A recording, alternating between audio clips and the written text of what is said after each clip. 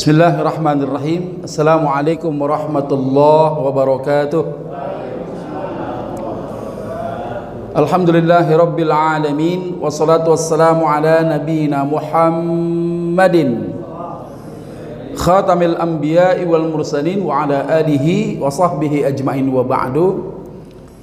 Bapak Ibu jamaah dirahmati Allah Subhanahu wa taala, alhamdulillah segala puji bagi Allah Rabb yang menguasai alam ini kembali mempertemukan kita. Mudah-mudahan pertemuan ini menjadi wasilah di mana Allah Subhanahu wa taala turunkan keberkahan atas kita di bulan Rajab, bulan Sya'ban. Allah pertemukan kita nanti di bulan Ramadan, dan kita sama berharap pada Allah Subhanahu wa taala semoga Allah senantiasa berikan kesehatan kepada kita, sehat wal afiat. Allah panjangkan umur kita, Allah berikan kekuatan, kemampuan, keistiqomahan untuk senantiasa menjalankan apa yang telah Allah syariatkan kepada kita sekalian. Baik, untuk itu mari kita buka kaji kita dengan membaca lafaz basmalah. Bismillahirrahmanirrahim.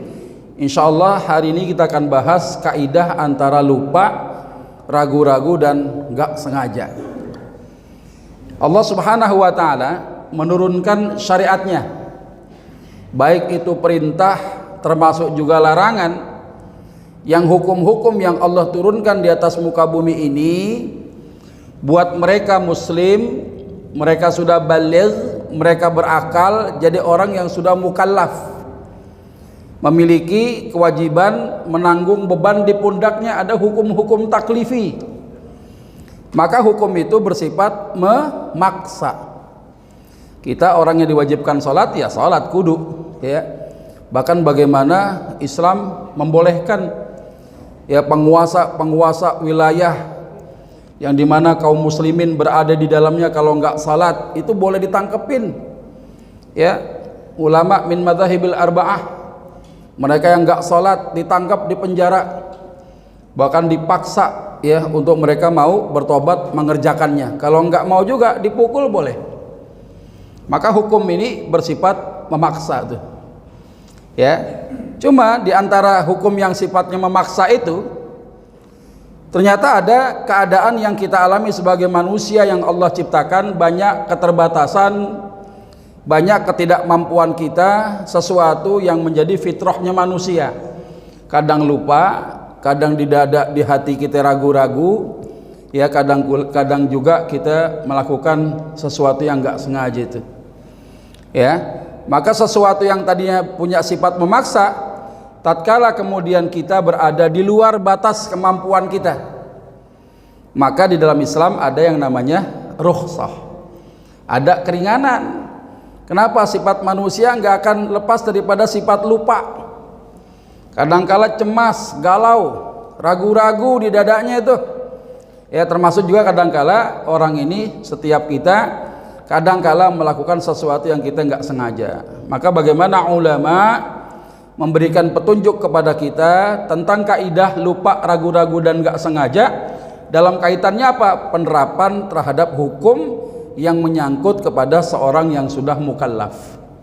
Ya, bagaimana Allah Subhanahu wa taala sampaikan, a'udzubillahi minasyaitonir rajim, la yukallifullahu nafsan illa wus'aha. Allah tidak membebani seorang yang sudah dibebani hukum-hukum taklifi, wajib, yang sunnah, yang mubah, yang makruh, yang halal, yang haram. Ya, kalau ada orang sudah mukallaf, dia melakukan perintah, ada pahalanya. Kalau dia bermaksiat, ada dosanya. Ya. Nah, kesemuanya itu hukum yang tadi sifatnya memaksa, ternyata Allah juga perintahkan dalam ayat yang lain, fattaqullah mastata'tum. Bertakwalah kalian kepada Allah dengan segenap kemampuan kalian. Kadang mampu-mampunya kita diukur sama orang lain kagak sama, Bang. Ya, si fulan mampunya begini, kita mampunya begitu. Ya, maka ukuran ketidakmampuan kita secara fitrah, ya ternyata Islam ini agama yang sesuai dengan fitrah manusia. Ada kalanya manusia berada dalam keadaan dia di luar batas kemampuan dia, maka Islam memberikan yang namanya kemudahan, adanya rukhsah, ya, adanya pemaafan ketika seorang berada di dalam keadaan di luar batas kemampuan dia. Karenanya bagaimana Rasulullah sallallahu alaihi wasallam beliau bersabda, "Innallaha tajawazali an ummati." Sesungguhnya Allah Subhanahu wa taala telah memaafkan kesalahan-kesalahan atas umatku, al-khata' wan nisyan wa mastukrihu alaih. Ya, terhadap sesuatu yang dia enggak sengaja melakukannya. Ya. Terhadap sesuatu yang dia kemudian karena lupa, atau dia ada seorang yang berbuat dalam keadaan dipaksa atau terpaksa melakukan satu perbuatan itu, ya. Maka dalam matan yang lain juga disebutkan, innallaha wada'a an ummati al-khata'a wan nisyan wa mastukrihu alaih. Sesungguhnya Allah Subhanahu wa taala menghapuskan dari umatku dosa ketika mereka dalam keadaan keliru, lupa dan dipaksa. Nah, kita akan bahas nih kaidah lupa, kaidah ragu-ragu, kaidah enggak sengaja. Ya. Bagaimana bicara tentang kaidah terkait dengan lupa, an-nisyan. Saya menukil apa yang didefinisikan oleh Ibnu Nujaim di dalam kitabnya, disebutkan yang namanya lupa adamu tadzakkarus syai' waqta hajatihi ilaih. Tidak mengingat sesuatu pada saat dia membutuhkannya.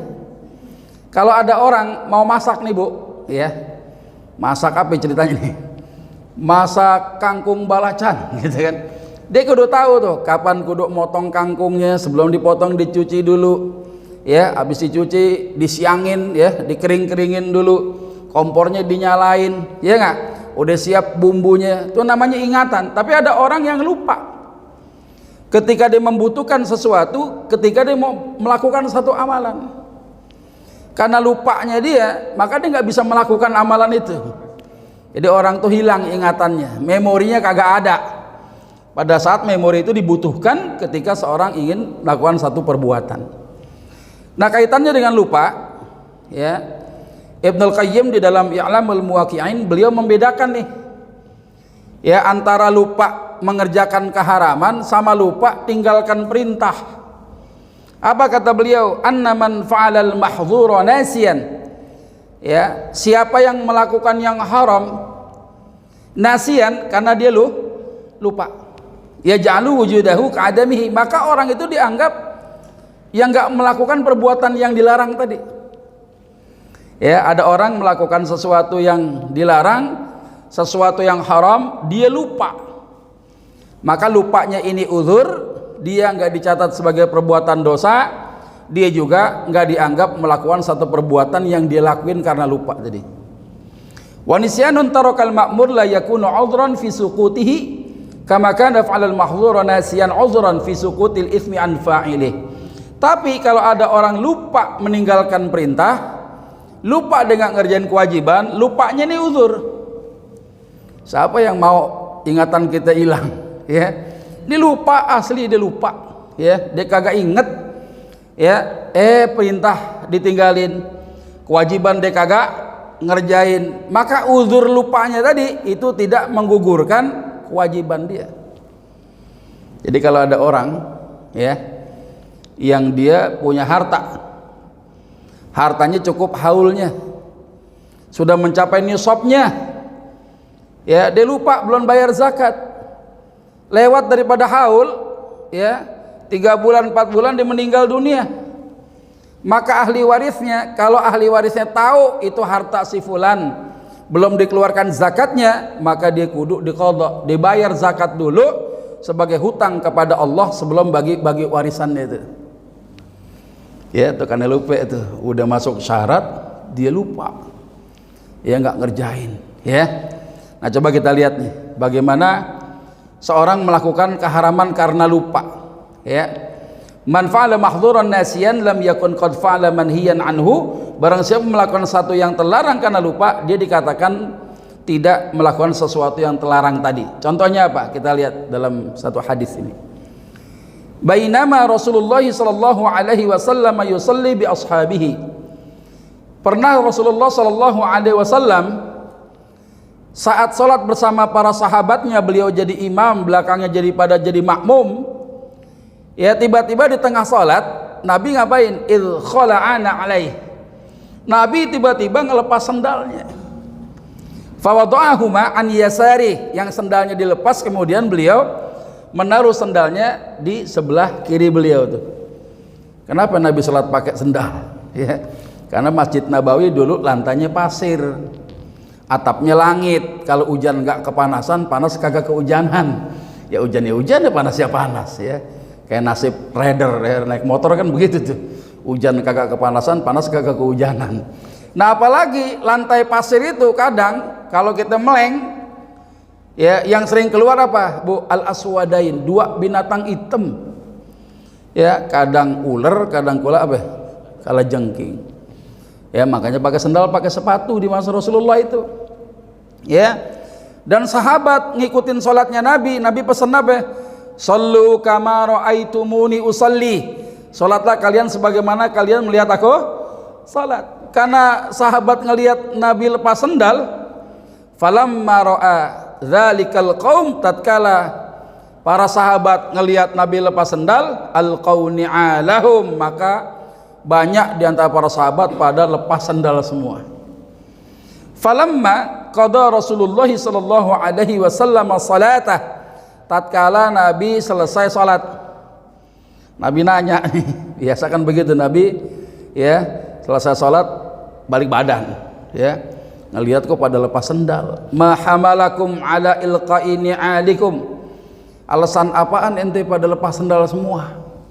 Ya qalu, sahabat menjawab, ra'ainaka alqaita na'laika falqaina ni'alana ya Rasulullah. Ya, sesungguhnya kami melihat engkau lepas sendal, kami lepas sendal semua.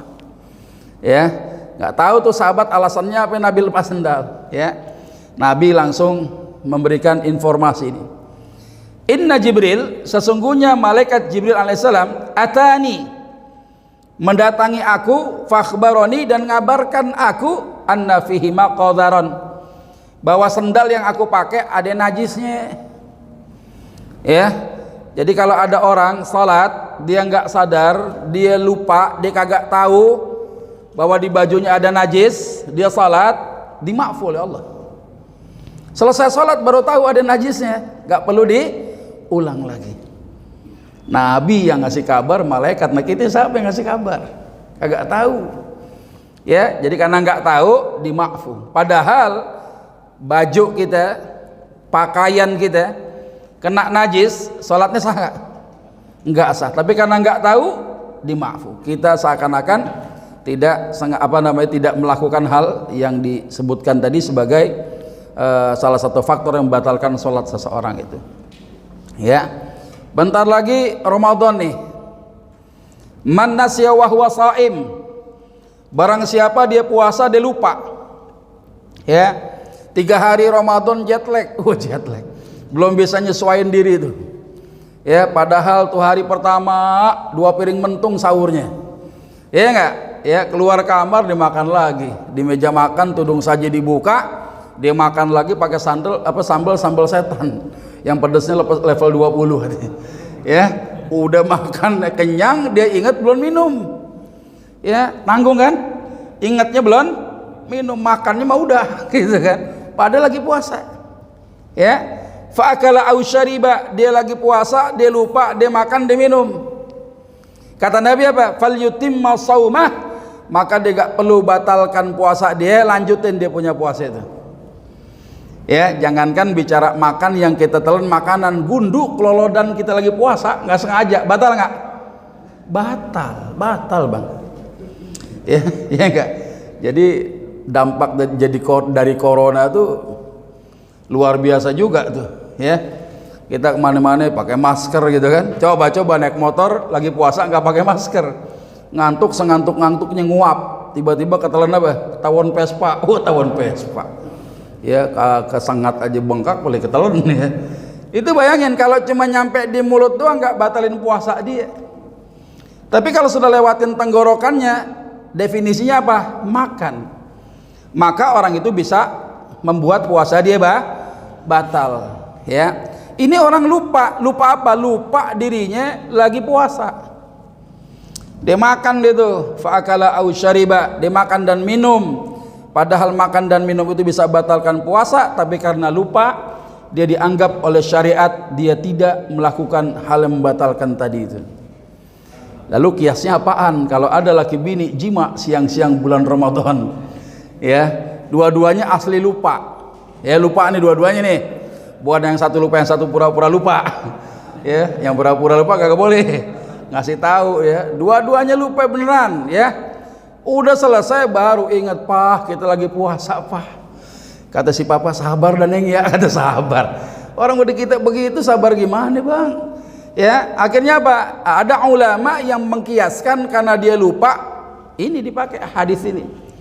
Fal yutimma shaumah, maka kalau dia ingat, dia padahal baru melakukan yang dilarang tadi, siang-siang bulan Ramadan dia jima, dua-duanya asli lupa, walaupun jarang kejadian.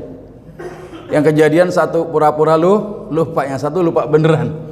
Ini dua-duanya lupa, nggak ingat kalau dia lagi puasa itu. Ya, maka puasanya nggak batal, cukup mandi janabat, ya, terusin dia punya puasa, nggak perlu ada kifaratnya. Ya, dan puasanya nggak perlu diqadha lagi. Ya, fa innama at'amahullahu wasaqah. Kalau ada orang puasa dia lupa dimakan dia minum, Allah yang ngasih rezeki sama dia. Cuma kalau tadi makan pakai sambal level 20, ingetnya belum minum, ya berarti Allah baru ngasih makan doang, gak minum buat dia. Ya kalau dia inget minum batal puasanya. Ya. Nah, sekarang bagaimana kaidah tentang meninggalkan kewajiban karena lupa? Yang tadi larangan nih bos nih, ya.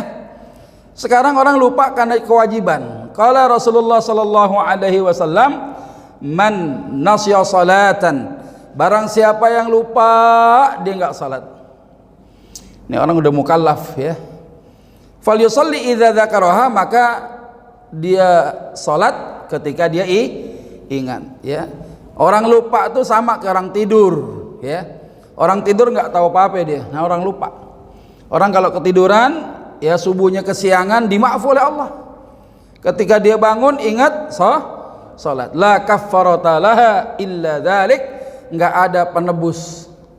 Karena lupanya tadi itu kewajiban enggak gugur, dia kudu ngerjain sebagai kafarahnya itu. Itu kalau kewajiban lupa gugur enggak gugur. Walaupun lupanya uzur. Itu kalau bicara perintah atau kewajiban itu bedanya. Nah, sekarang yang sering kali kita rasain lagi salat tertinggal bagian-bagian salat. Hampir semua kita manusia bukan malaikat. Ya, lupa tuh sifat manusia, gitu kan? Nah, bagaimana caranya kalau kita lupa tertinggal bagian-bagian salat? Ulama ada yang mengibaratkan salat ibarat tubuh. Syarat sah salat itu ibarat jantung yang berdetak. Kalau syarat sahnya enggak terpenuhi, jantungnya berhenti, mati dia, salatnya enggak sah.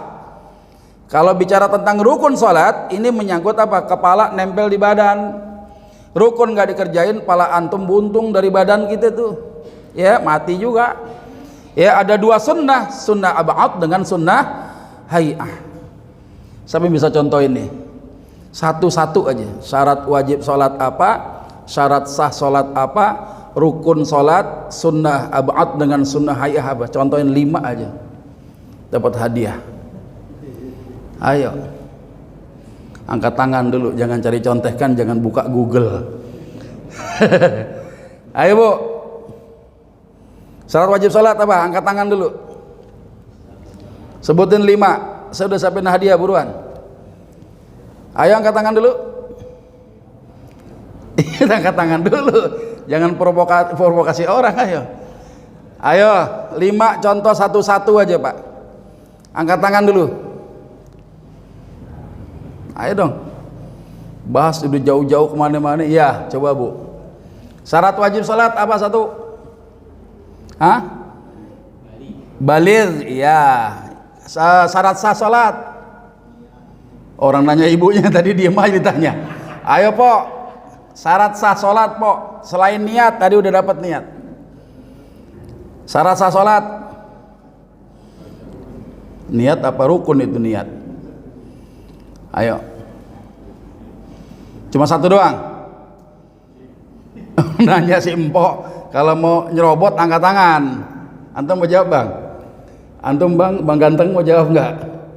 Mau jawab? Ayo dong. Baru satu syarat wajib sholat, baligh, iya. Syarat sah sholat. Silakan, Ustaz. Tadi udah tuh syarat wajib. Islam, baligh, berakal, syarat wajib. Ya, nggak boleh diulang lagi. Ayo. Baru dapat satu. Antum menjawab ya. Syarat sah sholat. Takbir. Salah juga. Antum berarti ketuker-tuker ini. Ayo, coba. Nggak ada yang berani? Hah? Ya, bersuci. Antum mau jawab nih ya. Berarti tadi sudah baligh. Syarat sah sholat apa tadi? Bersuci. Rukun sholat. Ayo sebutin. Cepat. Ayo diam dulu. Ayo. Ntar hadiahnya bagi-bagi jadi sedikit. Ayo bang. Tetot. Kelamaan abang. Ayo. Wudu itu tadi syarat sah sholat, namanya berwudu. Udah, ayo bu. Baca Fatihah. Ini kalau atu-atu jawab hadiahnya kagak jadi nih. Apa? Sholawat. Iya baca sholawat. Nah, di mana tuh letak baca sholawat? Itu termasuk sunnah apa rukun? Ayo, tadi sudah baligh, berakal, dia muslim, itu namanya syarat wajib. Syarat sah itu mengenai keadaan, menghadap kiblat, dia bersuci, baik badan, pakaian dan tempat. Ya, apalagi rukun, niat. Ya, jumhur ulama memasukkan niat sebagai rukun dan sebagian sebagai syarat. Bedanya kalau syarat nih nanti kita mau sholat isya, takyinnya sekarang saya mau sholat isya. Kalau rukun nggak boleh jauh daripada aktivitas perbuatannya. Makanya ulama Syafi'iyah mentakyin niat itu pada saat apa? Berbarengan dengan takbir, tapi jangan dilafazkan. Lafaz itu sebelum takbir, sunnah. Usolli fardhul isya dan seterusnya, itu namanya talafuz bin niyah. Belum sholat nggak apa-apa. Ada yang mau dibaca boleh, nggak juga nggak apa-apa. Tapi mentakyin niatnya berbarengan dengan takbiratul ihram. Jangan dibaca batal antum. Ya, yang diucapkan kalimat takbir, ya. Yang jedak-jeduk hatinya tuh cuma 4 kata. Usolli fardhul isya'i ma'muman. Itu aja. Itu sudah mentakyin niat. Itu salah satu contoh rukun sholat. Nah, sunnah ab'ad, apa contoh sunnah ab'ad itu? Yang kalau antum nggak ngerjain, ditebusnya pakai sujud sahwi. Apa tadi? Kunut. Buat kalangan ulama Syafi'iyah menyatakan bahwa kunut pada salat subuh hukumnya apa? Sunnah muakkadah. Ya, termasuk apa? Salat witir pada 15 kedua bulan Ramadan. Itu sunnah muakkadah. Tertinggal sujud sahwi. Kalau sunnah hay'ah bang, tanggung atau lagi? Ayo, sunnah hay'ah apa? Mengangkat tangan pada saat takbir. Kalau lupa kita nggak angkat tangan, nggak usah diulang, nggak usah sujud sahwi. Ya, baca doa iftitah, itu namanya sunnah apa? Hay'ah. Baca zikir pada saat ruku dan sujud, nggak baca zikir pun sah, tapi nggak dapat sunnah hay'ahnya. Ya, oke, kita bahas sekarang. Padahal hadiah udah dikantongin nih, baru ngambil nih, tuh merah. Satu orang jawab ya, kalau yang lain jawab 20 ribu kesianan. Bakso semangkok doang. Ya. Baik ya, kita lihat nih. Tertinggal bagian sholat. Kalau rukun bagaimana? Ulama sampaikan kalau termasuk rukun dalam sholat tertinggal nggak bisa diganti sama sujud sahwi bang. Nggak bisa. Ya. Kalau ada orang teringat rukunnya tertinggal, jaraknya masih dekat, kerjain. Ya, tapi kalau jaraknya jauh, udah masuk rokat berikutnya baru ingat rukun nggak dikerjain, dia jadikan rokat yang berikutnya sebagai penebus, ya, rokat yang tadi dianggap nggak sah tadi. Contoh misalnya, ya, lupa melakukan ruku. Ruku ini ruknun min arkanis salah. Salah satu rukun di antara rukun-rukun salat. Ya. Ada orang selesai baca suratul Fatihah. Ya, dia tiba-tiba enggak ruku langsung sujud. Ya, kalau orang lagi sujud dia ingat belum ruku, dia tinggal bangun berdiri, dia kemudian ruku, dia i'tidal, sujud lagi sisanya. Ya. Tapi kalau ternyata di saat sujud dia nggak ingat, sudah duduk masih kagak ingat juga, sujud yang kedua nggak ingat, pas bangun baru ingat, maka rokat yang berikutnya menjadi penebus rokat yang tadi yang kagak aci. Apa yang nggak aci itu? Ya kagak sah udah. Zaman main takupet begitu, kagak aci gitu. Ya kagak sah udah. Ya ini penggantinya nih rokat berikutnya. Tuh kenapa? Karena udah kelamaan. Kalau ada imam baca tiba-tiba nggak baca suratul Fatihah karena baru tumben ngapal, dipakai di praktek di sholat, Fatihah nggak dibaca, semangat langsung baca surah, ya makmumnya negor nggak? Negornya gimana? Subhanallah, masih nggak ngudeng juga, imam bingung salah gua apaan sih, ya sampai 5 orang teriak, yang belakang kesel, weh subhanallah weh, wah yang weh pakai weh batal, kalau pakai weh-nya batal. Ya kalau cuma subhanallah doang nggak apa-apa, kalau woi subhanallah woi, nah itu batal namanya. Si imam nggak sadar juga, tapi makmum baca surah Al-Fatihah. Ya imam nggak baca surah Al-Fatihah, makmumnya baca, dikasih tahu tambeng nih imam kagak ngerti. Ya sampai selesai salam ditegor. Ya imam, ente lupa tuh rokat yang kedua ente nggak baca Fatihah. Ya diingetin nih, udah selesai salam. Maka ada ulama yang nyatakan dia cukup melaksanakan 1 rakaat yang enggak kena rukunnya tadi, kemudian dia salam.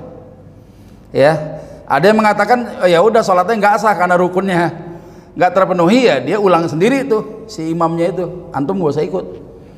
Ya, karena si makmum sudah lengkap rukunnya. Gitu kira-kira ya. Kalau diingatkan selesai sholatnya itu, kalau itu menyangkut rukun. Nah sekarang bagaimana kalau ada tertinggal sunnah ab'ad? Ya, nggak perlu diulang, cukup ditebus sama sujud sahwi. Tapi hukum sujud sahwinya nggak wajib, hanya sunnah saja. Ya, nah ini contohnya bagaimana di dalam fikih ulama mazhab Syafi'iyah, ada yang termasuk sunnah ab'ad kalau lupa ditebus sama sujud sahwi. Apa diantaranya? Tasyahud awal. Ya, tasyahud awal itu ada 3 kesunahannya, duduknya, lafaz tasyahudnya, sama baca sholawat atas Nabi. Ya setelah baca syahadat Rasul itu. Itu kalau ada orang yang rokat yang kedua nggak duduk, tiba-tiba dia bangun, ya maka dia nggak perlu harus ulang, dia cukup sujud sahwi saja. Itu kalau sunnah ab'ad namanya. Ya termasuk sholawat buat keluarga Nabi pada tasyahud akhir, ini sunnah ab'ad. Kalau tertinggal nggak perlu diulang, cukup ditebus dengan sujud sahwi. Termasuk doa kunut, ya pada sholat subuh atau pada sholat witir 15 kedua bulan Ramadan. Ya, bahkan ulama Al-Hanafiyah itu mewajibkan sholat witir itu, ya semenjak awal. Ya semenjak awal itu kunut sampai akhir. Ya walaupun ada ulama Syafi'iyah termasuk ulama Al-Hanabilah ya membagi 2 itu, ya 15 kedua bulan Ramadan. Kalau itu tertinggal doa kunutnya, maka ditebus dengan sujud sahwi. Nah sekarang bagaimana caranya? Ini banyak juga orang yang masih nanya tentang tata cara sujud sahwi. Kalau dilakukan di akhir sholat, ketika ada orang sudah mengucapkan salam, dia sengaja atau lupa enggak sujud sahwi, jedanya udah kelamaan, ya habis sholat dimakan, dia nongkrong di warkop tuh, kopi Jowo, ya dia ngopi, dia udah kelamaan, dia baru ingat tadi belum sujud sahwi, maka kesunahannya gugur, gak usah. Ya tapi kalau dia ingat misalnya lagi sholat, dia ingat tadi nggak ngerjain sunnah ab'ad, sebelum salam dia kerjain tuh sujudnya 2 kali. Ya yang dibaca apa? Zikir pada saat antum pada saat sujud. Yang biasa subhana rabbiyal a'la wa bihamdi, silakan. Subhanallah walhamdulillah wa la ilaha illallah wallahu akbar boleh, atau subhana man la yanamu wa la yasu juga boleh. Ya. Kemudian duduknya iftirash, ya, sujud yang pertama, kemudian sujud lagi, duduk yang kedua tawarruk, kemudian salam. Itu kalau dilakukan dalam keadaan salat sebelum salam, ya. Nah, kemudian bagaimana kalau tertinggal sunnah hay'ah?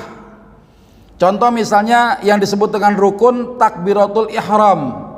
Yang disebut dengan rukun takbiratul ihram, ngucapin kalimat takbirnya atau angkat tangan yang jadi rukun.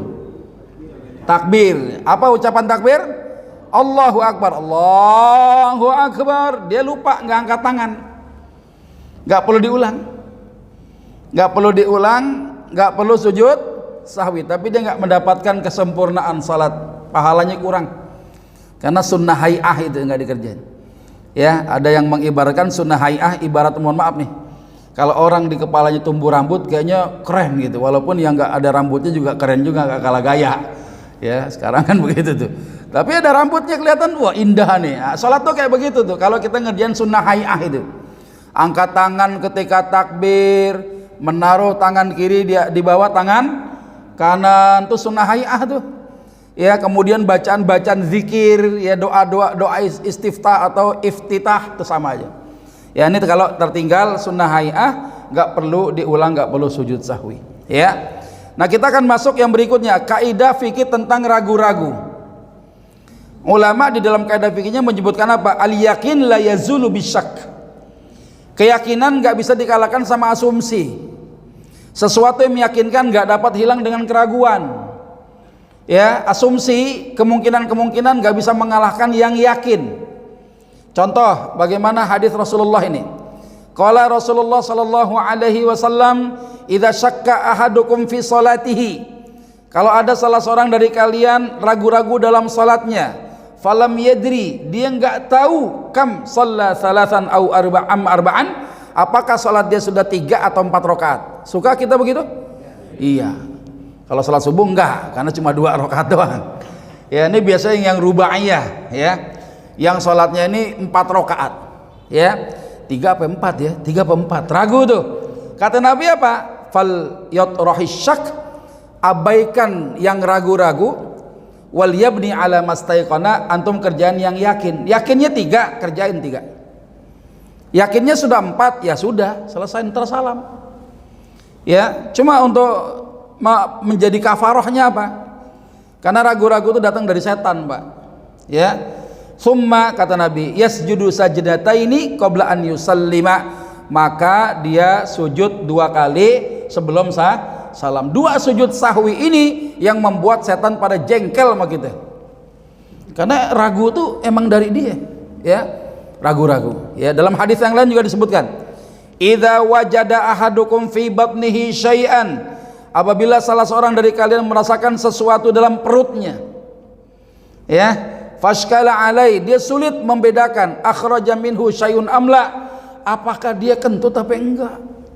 Kalau kentut ringtone-nya bunyi gitu kan, ya, baunya santer. Ini dua-duanya enggak, tapi dia ngerasa perasaan kayak ada yang keluar, ya, tapi bunyi enggak, suara enggak, baunya kagak. Kalau suara ada, bau enggak, kita yakin itu kentut. Ya, kalau baunya ada, suara kagak ada, yang ini yang nyesek. Ini yang kesel yang begini nih. Ya, udah bau kagak, ininya doang, apa, baunya doang. Ya, kayak tembuhuk, kayak telur busuk lagi. Ya, kalau kita yakin tuh kentut, yakin. Ini ragu-ragu dia. Ya, apa kata Nabi? Fala yakhrujanna minal masjid, dia nggak perlu batalkan salat dia. Ragu-ragu, Bos. Ya. Hatta yasma'a sautan aw yajidarihan, sampai dia yakin dengar bunyinya, dengar suaranya, atau dia cium baunya itu. Jadi kalau bunyi nggak ada, ya, bau kagak ada, terusin sholatnya. Perkara abis sholat antum kepo, masuk ke toilet, tiba-tiba dibuka CD-nya, rembes, ya, lepek juga katanya. Ya, nah sadarnya udah sholat tuh. Ulang sholat, sholatnya diulang nggak? Sholatnya diulang nggak?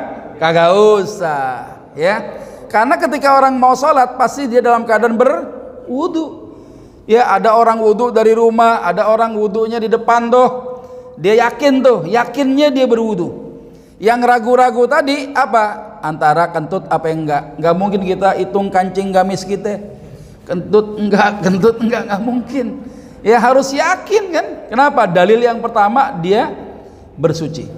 Ya. Perkara habis sholat bener-bener dia yakin, waduh, bener juga nih. Ya tadi makan apa sambal setan level 20. Ya, sampai lepek tuh celana, nggak usah diulang. Karena kenapa? Yakinnya sudah sholat. Ya. Nah, masalahnya begini. Ada orang yang yakin punya utang sama si fulan. Ya fulan, ane punya utang. Berapa kira-kira? 1 juta. Ane yakin punya utang 1 juta sama ente, tapi ane ragu, udah bayar apa belum? Ya, lagi megang-megang duit. Ya, maklar tanah nih RCTI, ya. Rombongan calok tanah Indonesia. Ya enggak, lagi punya duit bayar utang. Cuma dia bilang gini, "Gua yakin," sambil ngitung duit. "Kayaknya punya utang malu nih." Jaelah. Tapi gua nggak yakin udah bayar apa belum? Ya. Maka yang yakin yang mana? Bukan, yang yakin dia punya utang. Ragu-ragunya yang mana? Udah bayar apa? Belum. Jadi harus apa dia? Bayar. Jangan pakai alasan. Bayar. Ada orang kebalikannya, si fulan dituntut sama tetangganya suruh bayar utang. Sampai ke pengadilan, Pak Hakim, itu fulan punya utang sama saya. 20 juta nggak tanggung-tanggung, punya utang. Saya minta dia dipaksa untuk bayar sama saya. Hakim nanya, "Ya fulan, ente punya utang sama dia?" "Enggak Pak Hakim, saya yakin nggak punya utang." Maka orang yang nagih utang itu harus mengeluarkan bukti yang menguatkan, mengalahkan asumsi dia. Dia kan punya asumsi itu, gue nggak punya utang Pak Hakim. Karena asal manusia, asalnya kita lahir nggak bawa utang. Nggak ada anak nanggung utang gara-gara emaknya ngelahirin dia, dicesar belum bayar. Anaknya harus nanggung utang, enggak. Ya, kita nggak pernah lahir lewat rahim emak-emak kita, nggak ada tuntutan nafkah, nggak ada anak kecil langsung kawin, kagak ada. Ya, maka orang kalau nggak ada bukti nggak bisa dituntut. Ya, untuk bayar utang. Berarti orang yang minta dibayar harus ada bukti. Ente ngomong doang Pak Hakim begitu, gue punya nih fotonya. Ya nih Pak Hakim lihat fotonya editan kali, katanya begitu nih. Ya, jangan nggak cuma foto, gue punya videonya, baru nggak bisa ngapa-ngapain dia. Oh iya, ente ngasih duit. Iya, lu ngomong, gue ngomong, ada akad. Ini juga ditambah ada kwitansinya. Maka wajib bayar dia. Kalau nggak punya buktinya, dia nggak dituntut oleh pengadilan untuk bayar. Walaupun memang bener dia berhutang. Ya, tapi yang itu tadi hakim akan mengedepankan apa? Al yakin la yazulu bisyak. Keyakinan nggak bisa dikalahkan sama asumsi. Asal orang ini lahir ke dunia nggak dituntut untuk bayar utang. Anak lahir itu nggak dituntut. Anak lahir nggak ada kewajiban menafkahi siapapun. Asalnya begitu. Maka karena hukum asal itulah orang diminta bayar hutang, nggak ada bukti nggak bisa bayar hutang. Walaupun dia bener, dia bohong nih. Nah, ini pengadilan Allah nanti urusannya beda. Ya. Ada orang lagi sehabis olahraga, ya. Saya beberapa waktu sering banget tuh ke mana itu yang depan Tangkuban Perahu tuh. Ada Air Petra itu ya. Nah, sering tuh jogging. Wah, habis sakit biar sehat lagi jogging di situ. Makan nasi uduk 2 piring. Ya, telur baladonya 2 sama jengkolnya tuh, kancing lepisnya 5. Selesai makan saya bilang, "Pok, ini mah nasi uduk beda sama nasi uduk di kampung saya. Ini nasi uduk mah ajib udah." Gitu kan? Habis ngomong begitu ngeloyor pergi. Belum bayar. Si Mpo tukang nasi uduk manggil, "Bang, sini dulu." "Apa lagi, Pok? Pokoknya enak nasi uduk, Pok." "Ya, bukan masalah enak, Bang. Ente orang ke 1001 yang bilang begitu, Bang. Cuma masalahnya ente belum bayar." "Apa iya? Saya belum bayar." Ya, kira-kira gimana? Wajib nggak dibayar? Wajib. Yang yakin yang mana? Makannya yakin. Tanya sama si Empo, "Bang, ente yakin nggak makan nasi uduk saya?" "Oh yakin, 2 piring, Pok." Ya, ente ragu belum bayar kan? Ya bayar. Ini yakin, ini nggak bisa dikalahin sama asumsi. Jelas ya? Jelas nih. Kalau ada laki-laki meninggalkan istrinya, cari nafkah ke kota 20 tahun lamanya, tiba-tiba tetangga yang laki kepincut sama ini orang, "Pok, orang perempuan mah punya laki, Pok," katanya. "Ya Bang, saya mah ada lakinya." "Ah, nggak, saya pernah lihat laki saya lagi cari nafkah ke kota." Cuma emang 20 tahun nggak balik-balik lagi. Ya, kata si laki-laki tetangganya, kalau gitu mah jangan diharap-harap sama saya aja udah. Ya, sekalipun pensiun kontrakan saya 100 pintu kok katanya. Ya, pokoknya empok saya kasih nafkah 20 juta sebulan. Serius. Tiba-tiba ini, enggak, saya kan masih punya laki. Kata yang mau sama si perempuan ini bilang apa? 20 tahun pok kagak balik, paling mati udah. Ya, kalau mati mendingan kalau dikawin lagi di sono gimana pok katanya. Udah sama saya aja, yang penting pok punya laki. Boleh nggak kira-kira dinikahin tuh wanita itu? Boleh nggak? Kenapa nggak boleh? Iya, belum cerai ya, apalagi nggak tahu kabarnya. Hal yang meyakinkan apa? Nggak, hal yang meyakinkan apa keadaannya? Bahwa suaminya ninggalkan dia dalam keadaan sehat walafiat. Itu hal meyakinkan. Perkara dibilang 20 tahun pok paling udah mati kali, nggak bisa. Mati nggak bisa dikali-kali. Ya, mati itu nggak bisa dikira-kira, harus pasti kematiannya. Dipaksa juga karena rayuannya maut juga nih laki-laki nih. Jadi nikah, selesai akad nikah datang lakinya, waduh. Batal nggak pernikahannya?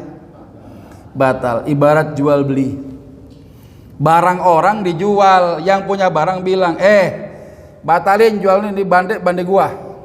Dijual nggak izin sama gua. Sama tuh. Ya, perempuan kalau masih ada suaminya, sekalipun dia pergi, itu si istri rela ditinggal sama suami, ridho, dia masih pengen punya suami tuh. Nggak bisa kita nikahin kecuali lakinya mati atau menceraikannya tuh. Atau dia tuntut ke pengadilan untuk memisahkan dia dengan suami. 20 tahun bayangin, ya. Dia kayak apaan tahu tuh ya. Ya, nah ini kan luar biasa. Jadi antara ragu-ragu tadi, ya, ragu-ragu, al yakin la yazulu bisyak. Ada orang yang yakin bajunya kena najis, boleh nggak pakai sholat? Nggak boleh. Harusnya bagaimana? Diganti atau Cuma masalahnya dia yakin bajunya kena najis, tapi dia nggak tahu bagian mana yang kena najisnya. Kalau kita tahu bagiannya, misalnya bagian ujung gamis, kan yang dihilangkan cuma yang bagian kena najis doang kan? Dia nggak tahu bagian mana kena najis, tapi dia yakin kena najis. Berarti bajunya boleh dipakai nggak? Nggak boleh. Cuci semuanya, bukan selemari semuanya. Yang dia pakai, yang dia bilang kena najis, cuci semua. Kenapa? Karena dia nggak yakin bagian mana kena najis, tapi dia yakin bajunya kena najis. Nah itu kaidah itu Pak. Ya, jadi harus dipahami betul. Jadi nggak boleh orang meninggalkan kampung halamannya sekian tahun, bandenya dibagi warisan. Nggak boleh. Kenapa? Ya dan belum mati. Ya paling kalau dihitung-hitung umurnya 70 tahun Ustadz. Paling mati, nggak bisa paling, udah harus tahu. Ya, atau kematiannya diketok palu sama pengadilan Pak. Itu dalam bab waris itu ada warisan orang hilang. Lapor ke pengadilan, pengadilan akan menginvestigasi, mencari, nanti diputuskan kematian lewat pengadilan, baru tuh hartanya boleh dibagi warisan. Ya, pengadilan tanggung jawab. Termasuk tadi bini mau nikah, lapor ke pengadilan, pengadilan cari dulu. Kalau dia katakan mati oleh pengadilan, kawin sono, lewatin masa iddah, ya 4 bulan 10 hari. Ya, itu begitu caranya. Nah kemudian kaidah tentang nggak sengaja, al khata'. Kata ulama, orang yang nggak sengaja melakukan satu kesalahan, dia nggak nanggung dosa bang. Ya, tapi kalau menyangkut kepemilikan orang, punya orang rusak, antum kudu ganti. Ya, pulang ngojol, ya, ngalong, ngantuk-ngantuk, tiba-tiba nabrak mobil tetangganya. Kenal dia, ana minta maaf nggak sengaja nabrak mobil antum, bemper copot, ya bodi penyok, minta maaf. Dimaafin gak Mas Haji nih? Maafin. Ya namanya orang kagak sengaja, ya nggak? Siapa sih bang yang mau begini? Saya maafin dah. Yang nabrak ngeloyor, makasih Ji ya. Entar dulu. Urusan maaf apa dimaafin, cuma ganti. Ya. Antum kerja di kantor jadi OB, ngelayanin tamu kantor, ya, gelasnya pecah. Minta maaf boleh nggak? Boleh. Wajib ganti nggak? Wajib ganti, karena bukan barang antum itu. Ya, jadi kalau ada orang melakukan kesalahan, antum nabrak orang sampai mati, nggak dosa. tapi wajib ganti itu nyawa dengan diat 100 unta untuk ahli waris si korban ini. Jalanan tergenang, antum bawa mobil nih nggak kira-kira, mungkin ngejar waktu apa bagaimana gitu, tiba-tiba genangan kecipretan tukang gemblong, ya gemblong basah sama air comberan, ya wajib ganti nggak? Wajib, walaupun nggak sengaja. Pok minta maaf ya, saya buru-buru. Iya saya maafin bang, namanya juga kagak sengaja, tapi gemblong saya gimana urusannya, ganti. Tuh Islam kalau dijalankan begitu ajib udah. Orang jadi hati-hati pak, nggak sembarangan ngerokok nih di jalanan, ya abu rokoknya atau puntungnya dilempar sembarangan aja, tiba-tiba kena gamis kita bolong, kita kejar buru-buru, sini gamis gue bolong, ya minta maaf deh bang, ya namanya orang kagak tahu, kalau tahu mah bukan sepuntung doang, ya ame obor-obornya kita bakar katanya. Ya udah gue maafin karena ente nggak sengaja, tapi nih gamis ganti. Tuh kalau ada orang begitu hati-hati pak, dia ngerokok di jalan kagak mau, ya jalan sembarangan takut nyelakain orang. Kenapa? Nggak sengaja memang, tapi wajib ganti. Itu kalau Islam, setiap muslim memahami kaidah ini, insya Allah ya setiap kita pasti saling menghormati, saling menghargai, insya Allah ya, nggak sembarangan ya. Kenapa? Karena sesuatu yang rusak milik orang lain nggak sengaja pun wajib ganti. Sengaja berdosa, kalau nggak sengaja nggak dosa, tapi sengaja maupun tidak sengaja ngerusak barang orang lain wajib ganti. Nah sekarang masalahnya bicara nggak sengaja nih, ada orang puasa Ramadan kerjanya tidur melulu sampai asar menjelang maghrib, keluar kamar udah gelap, dia pikir sudah maghrib, sambil ngoceh, dasar orang rumah kagak punya akhlak, gak punya adab, udah maghrib mau dibangunin katanya. Akhirnya dia ngeloyor ke dapur ngaduk kopi bang, dia minum asik, alhamdulillah sampai juga nih puasa ya katanya, ya katanya begitu, padahal tidur doang tuh puasanya ya. Nggak lama adzan, Allahu Akbar, apa kata dia? Udah Isya, kata dia Isya, padahal tuh baru maghrib tuh, baru maghrib itu ya, dia tiba-tiba udah buka sebelum maghrib. Ini lupa apa nggak sengaja? Lupa apa nggak sengaja? Nggak sengaja, bukan lupa ya. Berarti kalau bukan lupa, ngopinya dia sebelum maghrib, batal nggak puasanya? Batal puasanya. Tuh bedanya. Kalau lupa dia lagi puasa, kayak tadi tuh sempet makan ya lalapan sama sambal setan level 20 ya, nggak sempat minum, dia inget gitu, tuh lain urusan ya nggak. Kalau yang ini dia inget cuma nggak sengaja. Sama kayak orang Ramadan makan sahur nggak bangunnya kesubuhan, apa bukan kesiangan, kesubuhan. Dia anggap nih belum imsak nih, dimakan kok lama-lama terang, suara adzan nggak kedengeran. Hari itu puasanya batal nggak? Batal, wajib mengkodoknya. Tuh bu, hati-hati bu ya, anak-anak kita ini jangan sampai mereka nggak tahu. Ini kaidah dasar sebenarnya yang kadang-kala kalau kita nggak paham ya ini juga berimbas ya. Islam ini mudah, jangan dimudah-mudahin. Islam ini penuh dengan keringanan, rukhsah ketika manusia berada di dalam di luar batas kemampuan dia.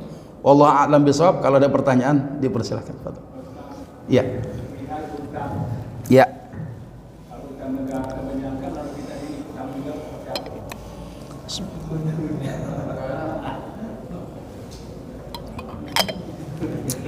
Minum dulu sebentar. Tadi saya jawab, tenang aja.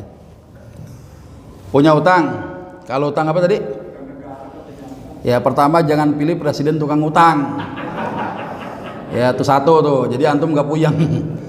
Yang kedua, rakyat jangan banyak maunya. Kalau banyak maunya, duit kagak ada, akhirnya ngutang. Sama ibu-ibu di rumah, ya.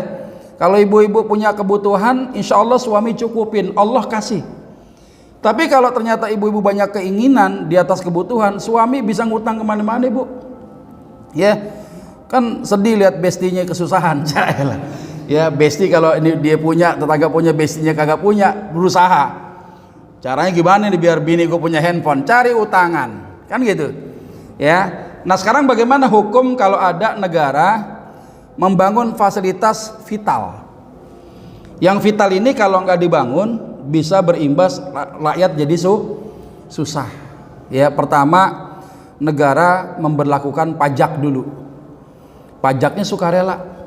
masyarakat diminta, dia punya uang, yuk kita patungan, ini mau bikin nih banjir kanal barat, banjir kanal timur, biar nggak pada kerendam rumah-rumah itu. Masih kurang juga, tentuin pajaknya dengan biaya yang paling tidak memberatkan rakyat. Ya, caranya begitu. Kalau sudah fasilitas yang vital sudah dibangun, udah dibuat, ya, udah jangan diminta lagi, jangan dikenain terus gitu kira-kira. Tuh kalau bicara tentang pajak, ya.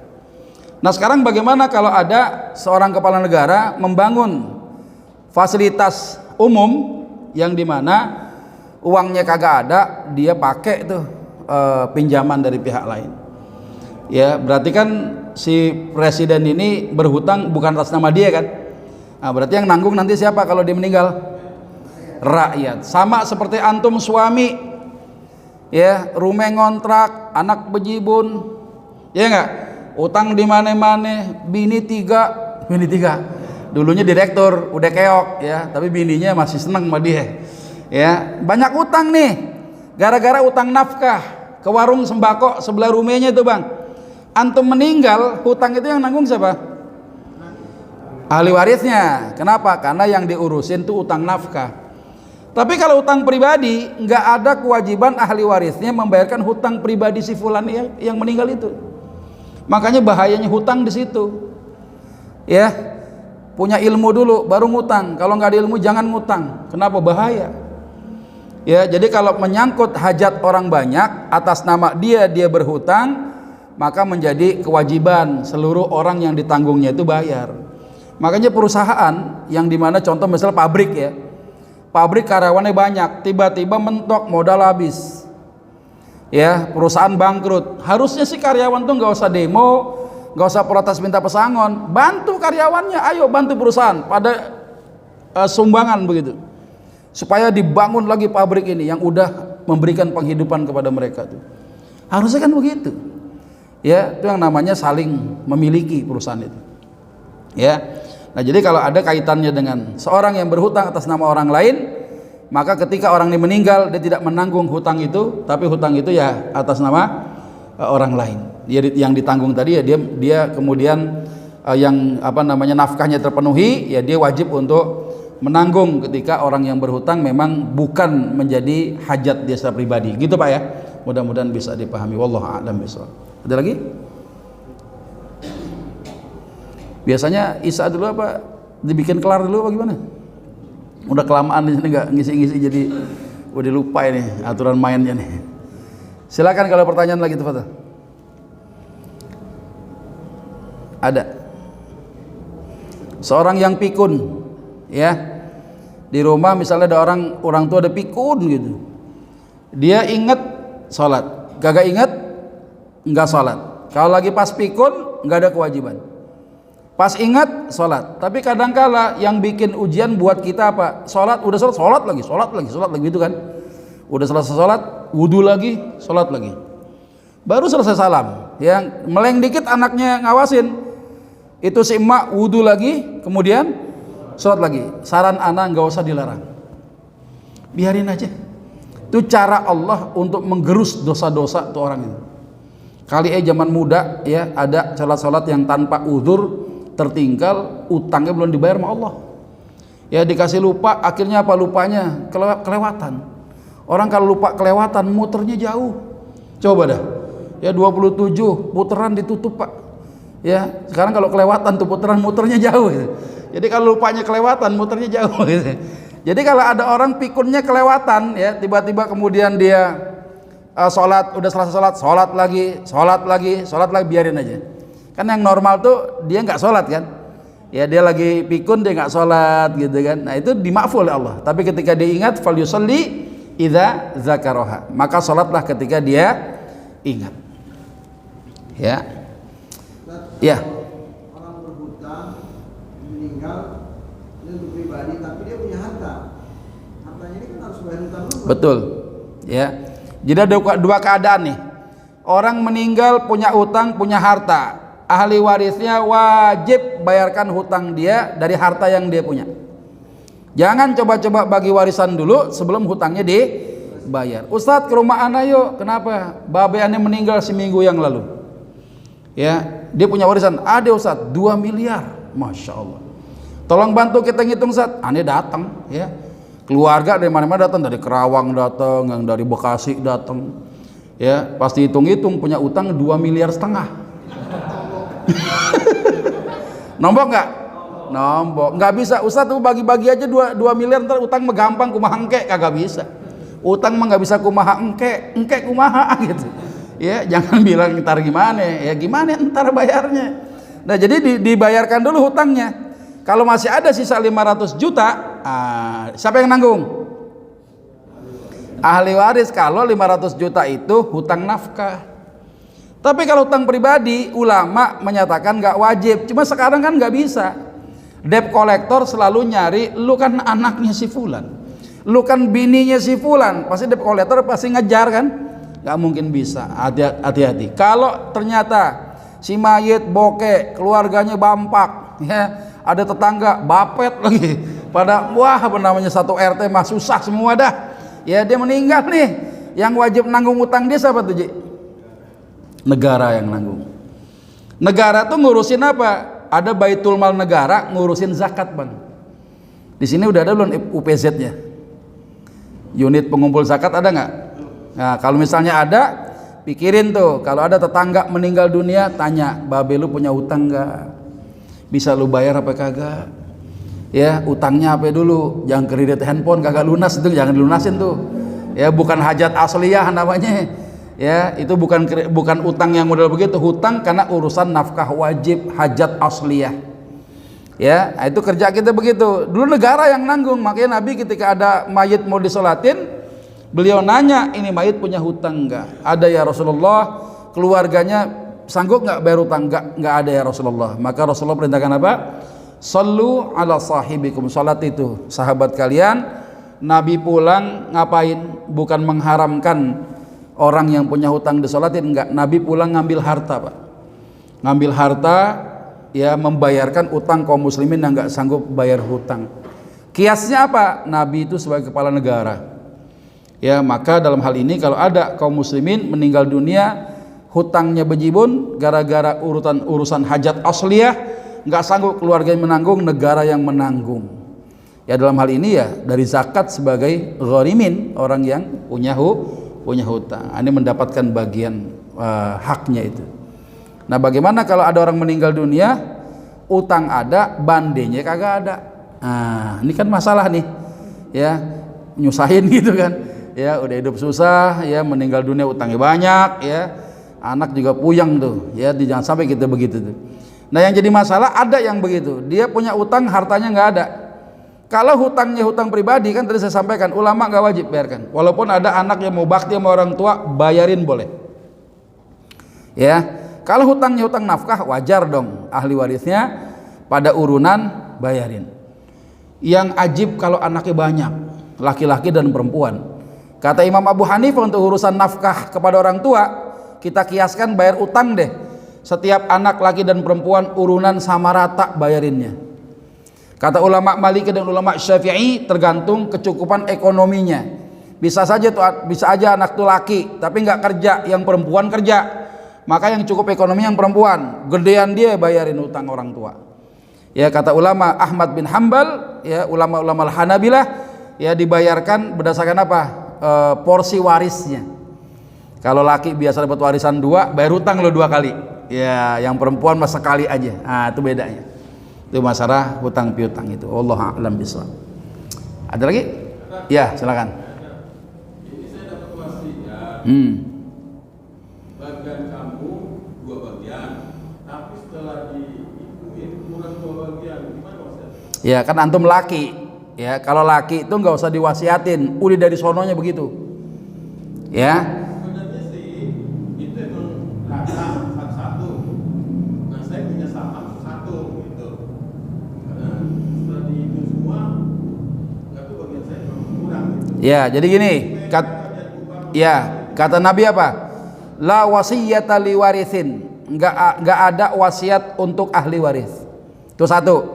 Kenapa sih untuk urusan harta, orang meninggal tinggalkan harta statusnya 2. wasiat untuk orang yang bukan ahli waris, ya, warisan untuk ahli waris. Berarti kalau ahli waris dapat warisan, nggak usah diwasiatin lagi kayak gitu, Bang. Apalagi wasiatnya salah. Ntar kalau babe mati ya lu jangan pada ribut, bagi rate aja dah. Haram, nggak boleh. Nggak boleh, Pak. Ya, rumah ditinggal-tinggal emang punya mayit, nggak boleh dilarang-larang buat, nggak boleh dijual. Orang dapat warisan mau dijual disewain boleh. Itu hak dia. Karena yang pindah warisan itu nggak cuma hartanya, tapi kepemilikannya. Ya, rumah di Pondok Indah jangan dijual, ngapa be, kan mahal, rumah orang tong. Nah, itu boleh tuh. Itu wasiat begitu pantas sudah. Ya, jangan sampai rumah orang dijual. Ada orang ngontrak rumah, wasiat sama anaknya. Babak bentar lagi mau meninggal, ntar kalau babak meninggal nih rumah jual. Yang punya kontrakan ngamuk. Ya, orang dia ngontrak gitu. Ya, yang begitu boleh pesannya. Tapi kalau wasiat begitu, tong lu yang laki 2 tong ya, yang perempuan mah 1. Ya udah bener udah bener, ya sesuai dengan aturan Allah boleh dilaksanakan. Tapi perkara antum tiba-tiba nggak dapat apa yang diwasiatkan, ya dia juga menentang aturan Allah, karena laki-laki itu lidzakari mithlu hadzil unsayain. Satu laki-laki jatahnya 2 kali perempuan. Jadi wasiat yang batil nggak boleh dilaksanakan. Kalau sesuai syariat boleh. Antum laki-laki bukan perempuan. Kalau bilang perempuan, Neng, pokoknya lu kalau babe mati lu dapat 2, abang lu tuh yang laki 1 aja, kagak boleh. Hukumnya haram, kecuali dia menghibahkan. Orang tua menghibahkan kepada anak beda-beda, yang penting semua dapat, boleh. Itu adil juga, ya, walaupun nggak sama rata, semua kebagian. Itu Bang ya. Cukup ya. Alhamdulillah, itu barangkali yang bisa saya sampaikan. Qadarullah, memang pemilihan waktunya tepat ya. Bang Haryanto, Bang Anto ngasih kabar ya ba'dal maghrib Ustadz Isnan Ansori, kebetulan beliau berhalangan. Kita doakanlah semoga beliau pada kesempatan lain diberikan waktunya terbaik untuk kita sekalian, tanpa mengurangi semangat kita ya. Siapapun yang mengajar, unzur maqala wala tanzur maqal, lihat apa yang dibicarakan, jangan lihat siapa orangnya. Insyaallah ya, apa yang kita dapat ini kebaikan. Karenanya banyak bicara banyak salah, kalau salah saya minta maaf. Kepada Allah sama-sama kita memohon ampunan. Semoga kita termasuk hamba-hamba Allah yang diampuni segala dosa dan kesalahan kita. Mari kita sama-sama tutup dengan kalimatul hamdalah. Alhamdulillahi rabbil alamin. Subhanakallahumma wa bihamdika asyhadu an la ilaha illa anta astaghfiruka wa atubu ilaik. Assalamualaikum warahmatullahi wabarakatuh.